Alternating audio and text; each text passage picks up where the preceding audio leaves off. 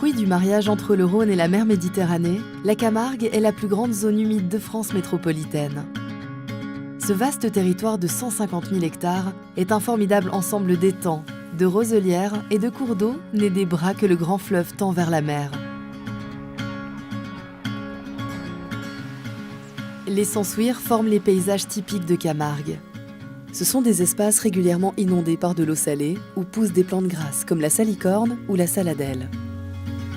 Il n'est donc en rien surprenant que cet immense delta soit un milieu grouillant de vie dans lequel s'épanouit une faune et une flore d'une richesse exceptionnelle. On trouve en Camargue près de 540 espèces de vertébrés, parmi lesquelles 412 espèces d'oiseaux, dont l'emblématique flamant rose. Ce dernier choisit aujourd'hui la Camargue comme lieu de résidence et de nidification.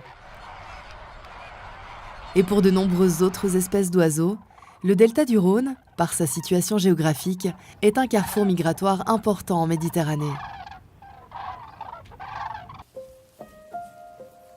Mais la multitude de canaux qui parsèment la Camargue rappelle que l'homme a trouvé ici un milieu propice à ses activités.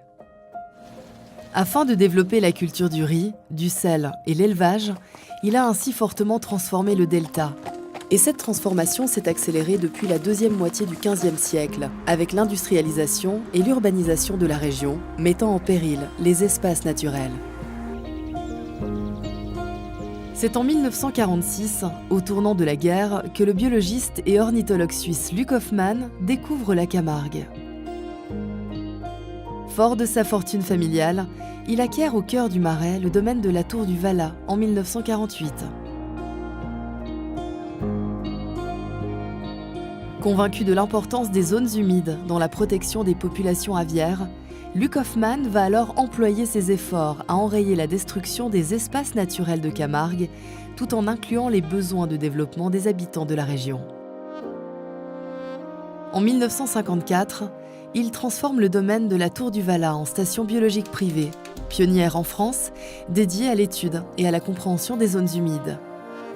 Les toutes premières actions conduites par la Tour du Valat, par Luc Hoffmann, étaient centrées sur les oiseaux. Et donc il y a eu ici, et c'est un des trésors, je dirais, de la Tour du Valat, une quantité de données, de bagages, de reprises d'oiseaux qui est absolument colossale. Et qui a permis assez rapidement de démontrer le rôle clé de la Camargue en particulier, mais plus généralement des zones humides, dans les migrations des oiseaux, depuis le nord de la Sibérie jusqu'en Afrique subsaharienne. Grâce à la passion et à l'engagement de Luc Hoffmann, à travers la fondation MAVA qu'il a créée en 1994, l'idée de protéger les espaces naturels de Camargue a essaimé. Le delta du Rhône est devenu un parc naturel régional en 1970. Et ce sont à présent 25 000 hectares, soit près de 16% du delta, qui sont classés en espaces naturels protégés.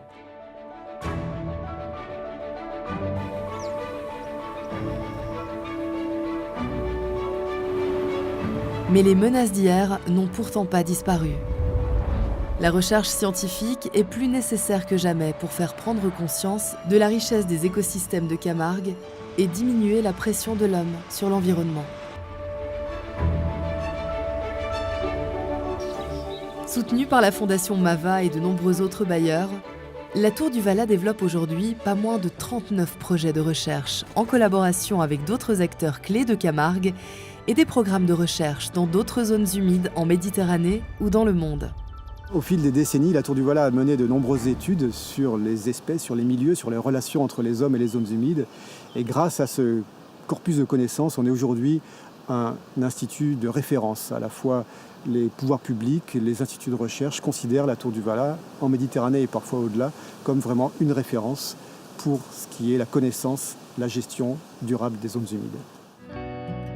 La Camargue, deuxième plus grand delta de Méditerranée après le delta du Nil, a été le point de départ historique de l'étude et de la compréhension des zones humides.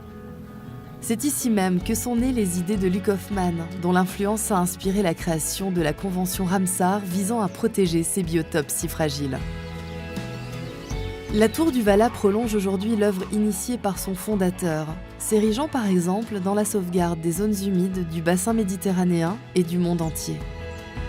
Et quel meilleur endroit que la Camargue, véritable laboratoire à ciel ouvert, pour inventer des solutions afin que l'homme et ses écosystèmes sensibles arrivent à coexister en harmonie.